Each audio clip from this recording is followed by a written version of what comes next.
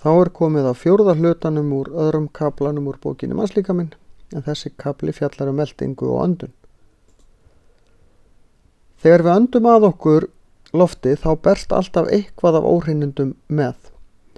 Innan í öndunarfærunum, sérstaklega í barkanum og líka í nefhólinu, eru svona bifhár, píngu lítil og fín hár sem að hreyfast, og það sem þau eiga að gera ef að kemur ykkur óhreinindi, ryggkorn, og þá færist það með bifhárunum. Þau eru blauð líka, svona smá slím í þessu, þannig að þetta fer ekkert í burt aftur, þetta festist hérna í og svo berst þetta rólega út. Þannig losa öndunarfærin sig við óhreinindi.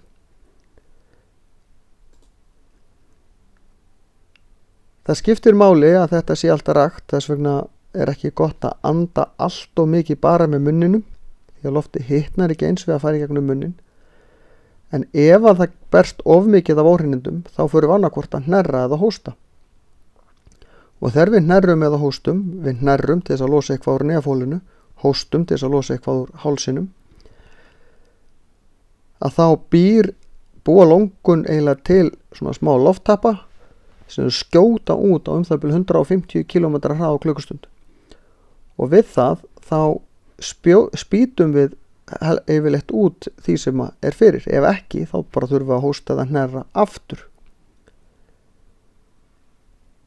Í þessari slímúð sem ég var að tala áðan eru síðan hvítblóðkorn sem að sjáum að ráðast á bakteríur og aðra óæskilega hluti.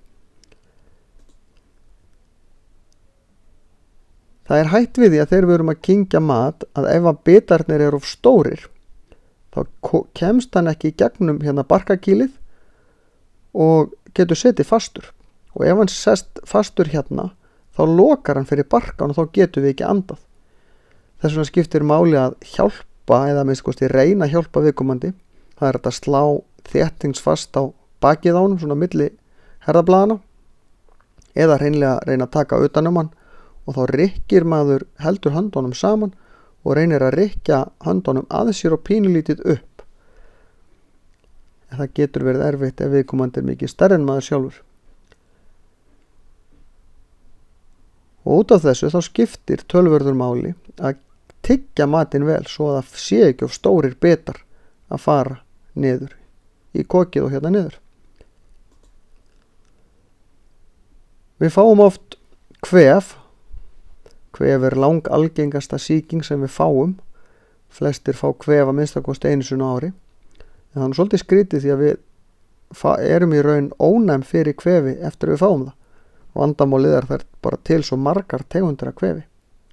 Hálsbólga hins vegar er bakteríusýking, en við fáum oft hálsbólgu líka. Og það er í raun misskilningur að ef við erum úti í kulda eins og við sjáum hér, að þá sé það kuldin sem gerir okkur veik. Það er alls ekki þannig.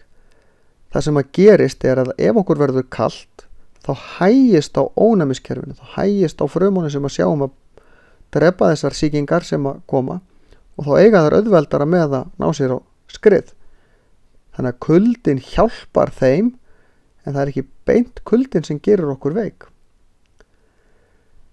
Astmi myndast þegar það er bólga eða krampi í minnstu lúnaberkjunum. Það eru leiðslutan sem að liggja að lúnablöðrunum sem við skoðum í síðasta myndbandi. Og ef að þær fara aðeins að bólna þá minnka þær og þá er erfiðar að anda. En stundum virðist astmi myndast vegna ofnæmis. Reykingar eru mjög skaðlegar á margan hátt. Í reyknum sem að inniheldur alls konar eiturefni. Tímabili var rottueitur í sígarettum. En þegar reykurinn, hann lamar og eyðileggur hægt og hægt bifhárin sem ég var að tala áðan, sem að sjá að losa óhreinindi út. Og ef að bifhárin er ekki til staðar, þá safnast þessi óhreinindi bara upp. Þess vegna fær reykingafólk oftar sýkingu í öndunarfærin því að það kerfið til þess að hreinsa út óhreinindi, það virkar ekki eins vel. Og að reykja, þetta er svolítið eins og það anda að sér bara svona reyk. og við vitum alveg að anda okkur reyk ekkert sérstaklega gott fyrir okkur. Því að það ekki bara það að bifárin fari, heldur fyllast lungun hægt og hægt af tjöru og alls konar drullu. Þannig að það langbest og einfaldast að byrja í raun aldrei að reykja. En þá þessu lokið.